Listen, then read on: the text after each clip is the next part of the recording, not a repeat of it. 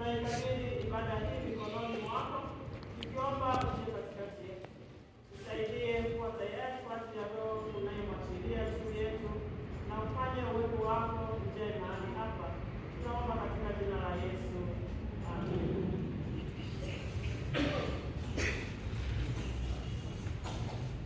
Kushalika tuimbe wimbo namba 400. Karibu marafiki wapendwa kwenye kusanyiko hili la watu kutoka jamii mbalimbali duniani kote. Tumekutana siku ya leo kwa pamoja kupaza sauti, tukiungana katika maombi na matendo.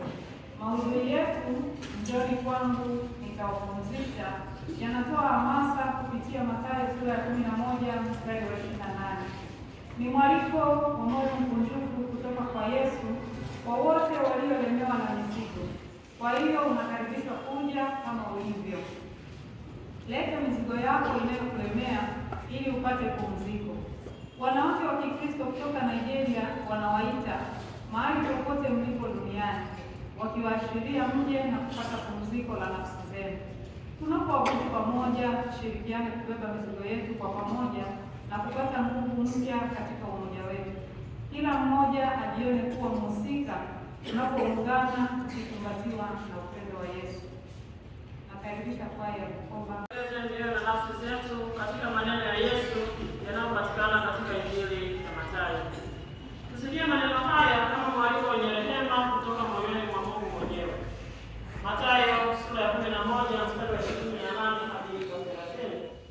Sasa unaalikwa kujibu ukitumia maneno yanayopatikana katika makala haya. Njoni kwa Yesu wote msumbukao. Njoni kwa Yesu wote mliolemewa na mizigo mizito. Tumekuja. Mungu atawapa pumziko. Chukueni nira anayotoa Yesu, ni laini, ni nyepesi. Jifunzeni kutoka kwake aliye mpole, mwenye moyo wa huruma. Tutapata pumziko nafsini mwenu. Shukrani kwa Mungu. Wapendwa dada na kaka zetu katika Kristo, tumekwisha kusikia kwamba Yesu anatualika kuja. Tulete mizigo yetu na kupata pumziko nafsini mwetu. Na kwa hiyo tufungue mioyo yetu sasa kusikiliza hadithi za dada zetu watatu kutoka Nigeria ambazo zitasomwa na dada 6 kutoka hapa. Shuhuda hizi zinaangazia uzoefu wako na zinatoa taswira kuhusu mapambano yanayowakabili wengi duniani kote. Kuna methali inayotumiwa Nigeria isemayo, maumivu ya mtu mmoja ni maumivu ya wote. Tunaposikiliza masimulizi haya, tukumbuke kwamba mambo yanayowaathiri wanawake hawa yanatuathiri na sisi pia. Hebu tufungue masikio yetu kusikia, mioyo yetu kuhisi na nafsi zetu kutambua.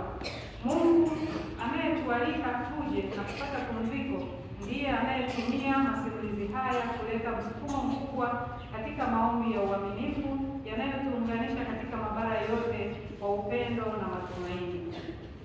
Umekata tamaa na kujihisi mpweke, umechoka na unanyanyaswa, hutakiwi kukata tamaa. Yesu anasema, njoo kwangu. Utasikia kwaya ya